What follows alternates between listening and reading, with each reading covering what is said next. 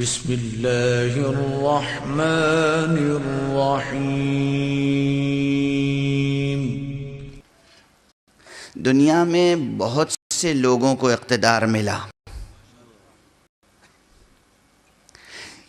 کل میں نے سوال قائم کیا تھا اور کہا تھا آج تفصیل سے جواب دوں گا، مگر آج بھی طبیعت بھی ساتھ نہیں دے رہی ہے، باتیں بھی بہت سی گزارش کرنی ہے، اس لیے ایک جملہ کہہ کے آگے بڑھ جاؤں۔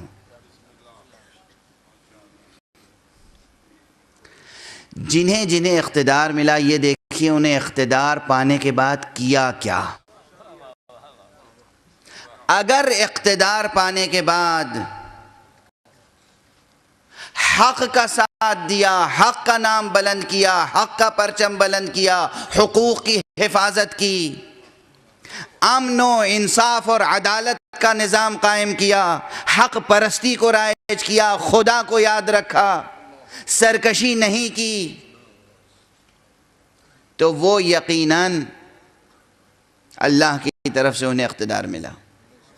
لیکن اگر صاحب اقتدار نے دست درازیاں شروع کی، قتل و غارت سے کام لیا، نظام جبر نافذ کیا، غصب کرنا شروع کیا، جھوٹ بولنا شروع کیا، قتل کرنا شروع کیا، تو سمجھ میں آ جائے گا کہ یہ اقتدار خدا کی طرف سے دیا ہوا اقتدار نہیں ہے۔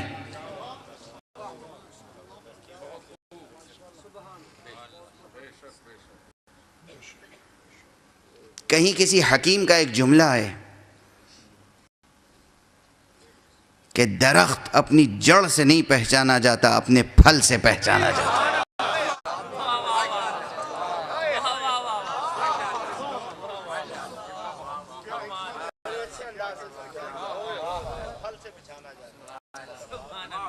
اگرچہ پہچاننے والے تو جڑیں بھی پہچانتے ہیں،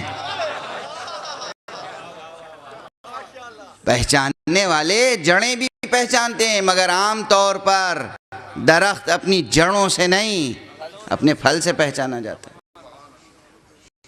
جو صاحبان اقتدار دنیا میں گزرے، دیکھیں کہ انہوں نے فرعونیت اختیار کی، نمرودیت اختیار کی، شدادیت اختیار کی، یزیدیت اختیار کی، کیا اختیار کیا؟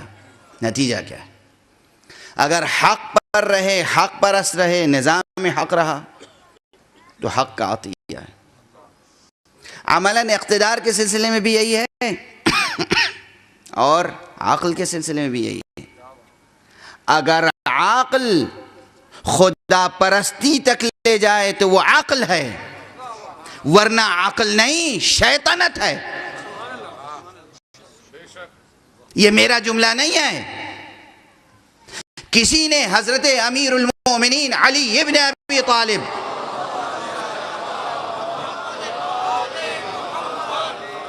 علیہ السلام کے سامنے کسی سیاستداں کی تعریف کی،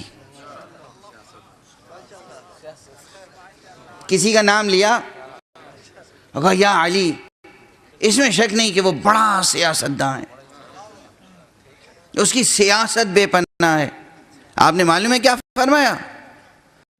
فرمایا لولا الدین لکنت ادھى العرب تلک النکرہ تلک الشیطنہ۔ جسے تم عقل و تدبر و سیاست کہہ رہے ہو، وہ عقل و تدبر و سیاست نہیں، وہ نکرہ ہے، وہ شیطنت ہے۔ اگر میرے سامنے دین کی پابندیاں نہ ہوتی تو میں بتاتا کہ اس کا جواب کیا ہے۔